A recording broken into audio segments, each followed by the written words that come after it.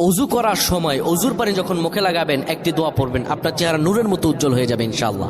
আপনার চেহারা নূরের মতো উজ্জ্বল হয়ে যাবে। চেহারা থেকে ব্রণ, মেস্তা, কালো দাগ সহ যাবতীয় সমস্যাগুলো আল্লাহ তাআলা দূর করে দিবেন এবং আপনার রিজিকে বরকত হবে ইনশাআল্লাহ।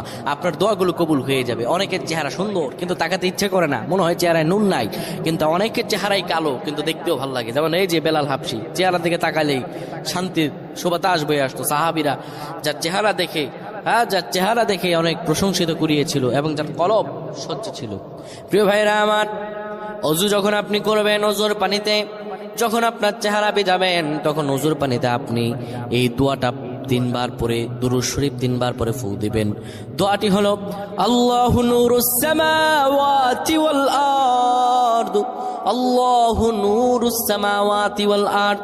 পানিগুলো নিয়ে সেই পানির মধ্যে আপনি ফু দিয়ে চেহারার মধ্যে লাগাবেন। আমার